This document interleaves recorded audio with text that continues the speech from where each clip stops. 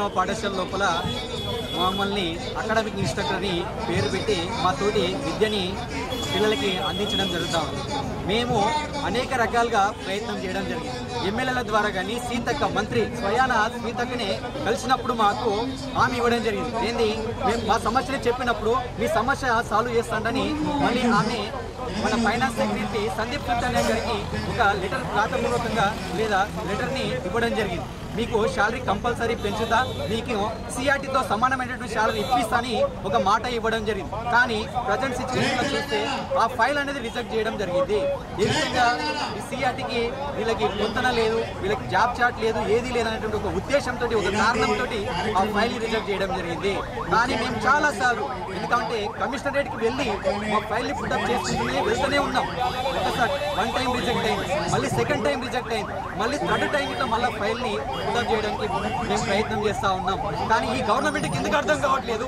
మేము విద్యాబోధన పిల్లలకి అందిస్తూ ఉన్నాము. 400-500 మంది ఒక్కొక్క పాఠశాల లోపల ఉన్నాము. వాళ్ళ యొక్క మెదడుకి మేము ఒక్కొక్క మాట చెప్పి వాళ్ళని పై స్థాయికి పంపించడం జరుగుతూ ఉంది. ఒక్కొక్క పిల్లగానికి ఒక టీచర్ చెప్తేనే వాడు మేధావిగా తయారై ఏదో ఐఏఎస్ ఆఫీసర్ కావచ్చు, ఒక కానిస్టేబుల్ కావచ్చు, ఒక ఎస్ఐ కావచ్చు, ఒక ఎమ్మెల్యే కావచ్చు, ఒక మంత్రి కావచ్చు.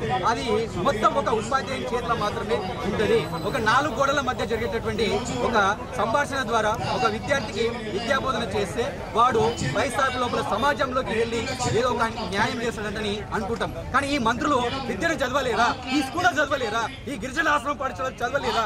ఈ మంత్రి సీతక్కని ఈ గిరిజన ఆశ్రమ పాఠశాల లోపల చదివింది కదా, ఆమెకు ఎందుకు అర్థం అవ్వట్లేదు? మా యొక్క బాధ, మేము గవర్నమెంట్ టీచర్ తో సమానమైనటువంటి పని చేస్తా ఉన్నాము. కానీ మార్నింగ్ 6 o'clock నుంచి మొత్తం నైట్ తెల్లాలి అక్కడనే ఉంటాము. మేము అంటే మా శ్రమని మొత్తం దోచుకోవడం జరుగుతూ ఉంది. ఎందుకు ఇంత ఈ గవర్నమెంట్ కి అర్థం కాదా? మీరు వచ్చి స్వయంగా అబ్జర్వ్ చేయండి. కింది స్థాయిలో వచ్చి ఏదో మంత్రి ఏదో ఐఏఎస్ ఆఫీసర్ అడిగేసరికి వాళ్ళు ఏసీ రూమ్ లో కూర్చుంటారు. ఏది ఈ ఫైల్ పుట్టప్ చేయండి, ఈ ఫైల్ కాదు, ఆ ఫైల్ కాదు. ఎందుకు కాదు చెప్పండి? మీరు తీసుకున్నది మీరే కదా. మీరు తీసుకోకుంటే మేము ఎందుకు వచ్చేవాళ్ళం ఈ డిపార్ట్మెంట్ లోకి? మీకు అర్థం కాదా? మీరు అన్ని క్వాలిఫికేషన్ తీసి గవర్నమెంట్ ఎంప్లాయీకి ఏదైతే ఉంటుందో క్వాలిఫికేషన్స్ అన్ని తీసుకొని మా చేత విద్యను అందించడం జరుగుతుంది. మరి మా క్వాలిఫికేషన్ లేకపోతే మీరు తీసేయచ్చు కదా. మరి 339 మంది అకాడమిక్ ఇన్స్ట్రక్టర్లో ఉన్నాం మేమంతా. కానీ మరి వీళ్ళందరినీ ఒకటేసారి రిమూవ్ చేయండి. ఈ పాఠశాలలు ఎట్లా నడుస్తాం మేము చూస్తాం. మేము ఉండబట్టే ఈ పాఠశాల నడవడం జరుగుతుంది. వాళ్ళ మీద విద్యార్థుల మీద వచ్చేటటువంటి కమిషన్స్ మీరు తింటా ఉంటారు.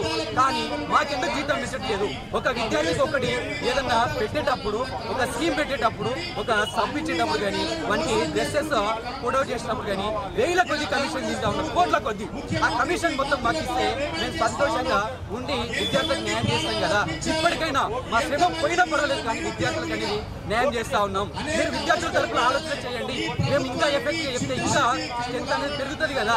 ఇప్పటికే ఒక్కొక్క స్కూల్లో 400 మంది ఉన్నారంటే మేము ఇంకా ఎక్సలెంట్ గా మీకు మాకు సాటిస్ఫాక్షన్ చేస్తే ఇంకా ఎక్సలెంట్ గా చెప్పి ఇంకా 1000 మందిని తయారు చేస్తాం కదా మేము. అదే పాఠశాల లోపల మీకు ఇట్లా మంచిగా ఉంటుంది కదా, మీకు ఇట్లా కమిషన్స్ వస్తాయి కదా. మరి ఎందుకు అర్థం కావట్లేదు ఈ గవర్నమెంట్ కి అని నేను ఈ గవర్నమెంట్ డిమాండ్ చేస్తా ఉన్నాం. ఇది కానీ మాకు సాధ్యం కాదనుకోండి 339 మంది ఏకతాటిగా మేము స్కూల్ బంద్ చేసి ధర్నా చేయడం జరుగుతూ ఉంటుంది. కాబట్టి ఈ విషయాన్ని ఈ మీడియా ముఖ్యంగా తెలియజేయడం జరుగుతుంది.